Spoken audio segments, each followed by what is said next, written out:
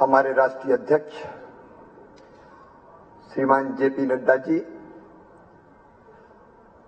आदरणीय अध्यक्ष जी मध्य प्रदेश विष्णुदत्त शर्मा जी, मेरे सहयोगी मित्र सिंधिया जी, प्रहलाद जी, अश्विनी जी, फग्गन सिंह जी, बहन कविता जी और मित्रों, कांग्रेस ने टिप्पणी की कि ये नरक चतुर्दशी के दिन भारतीय जनता पार्टी अपना संकल्प पत्र क्यों ला रही है। कांग्रेस को, कांग्रेस के नेताओं को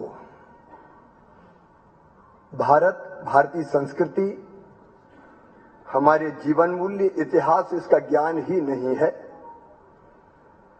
नरक चतुर्दशी के दिन ही भगवान श्री कृष्ण ने नरकासुर, जिसने 16,000 रानियों को कैद कर रखा था, उसका वध करके उनको मुक्त कराया था।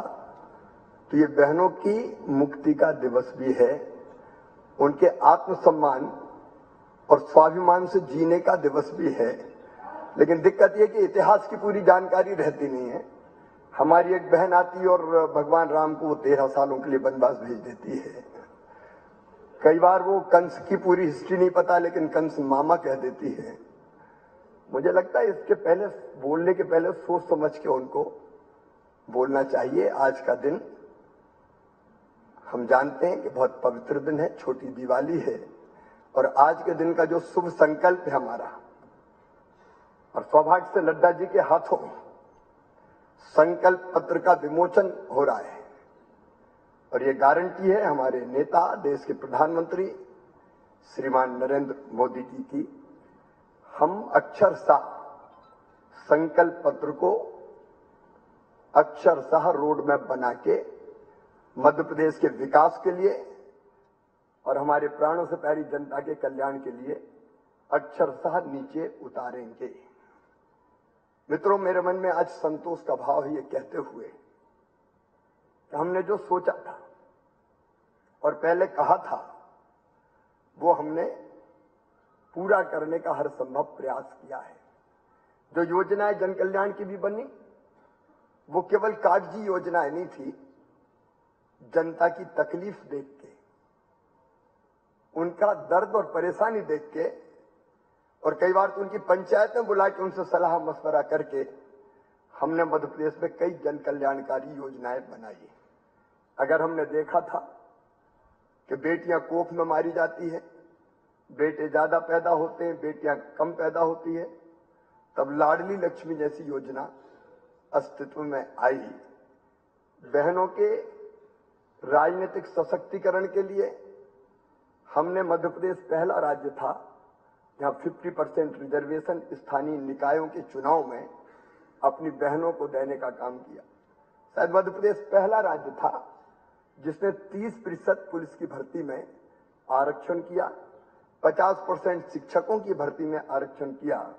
लाडली लक्ष्मी, उसके बाद रिजर्वेशन, उसके बाद संबल जैसी योजना, लाडली बहना, और लाडली बहना से अब लखपति दीदी तक का सफर महिला सशक्तिकरण का एक सचमुच में बहुत सशक्त सफर है, और जिसको मैं कह सकता हूं कि मेरे मन में भी व्यक्तिगत रूप से बहुत संतोष है कि हम बहनों के सशक्तिकरण के लिए इतना काम कर पाए।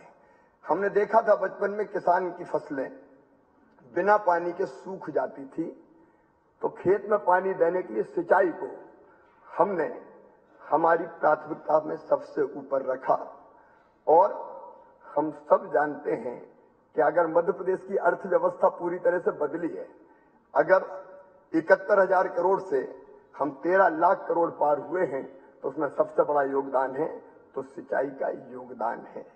शानदार सड़कों का जाल हो, या बिजली का उत्पादन हो, या फिर फ्लोटिंग सोलर पावर प्लांट लगाना हो, मध्य प्रदेश ने कई पहले अपनी तरफ से की है। 15-16% के ब्याज से घटा के 0% ब्याज करना हो, या किसानों को प्रधानमंत्री जी की किसान सम्मान निधि के साथ मुख्यमंत्री किसान कल्याण योजना के अंतर्गत राशि देना हो, प्रदेश की भारतीय जनता पार्टी की सरकार ने किसानों को भी सशक्त करने का काम किया है। गरीब कल्याण के लिए चाहे जमीन के पट्टे हो, पक्का मकान हो, इलाज की व्यवस्था हो, चाहे बच्चों की शिक्षा का इंतजाम हो। मैं एक पहल का केवल और उल्लेख करूंगा, वो है सीएम राइज स्कूल। हमारे बच्चों को उच्च गुणवत्ता की शिक्षा देने के लिए हमने कल्पना की और कोविड काल में हमने की थी कि बच्चों को अच्छे स्कूल चाहिए।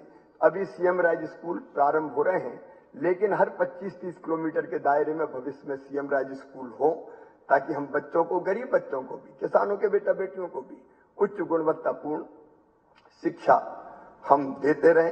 शहरी विकास हो, चाहे ग्रामीण विकास का मामला हो, निवेश लाना हो, चाहे टूरिज्म हो, भारतीय संस्कृति का पुनरुत्थान करने का सवाल हो।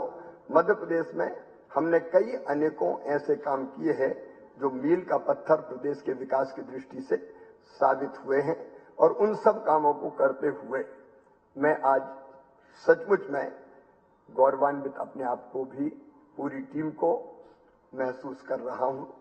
हमारे संकल्प पत्र के बारे में और जो हमारे विकास की यात्रा है उसके बारे में विस्तार से विवरण हमारे राष्ट्रीय अध्यक्ष जी हमारे बीच यहाँ उपस्थित हैं, वो देंगे।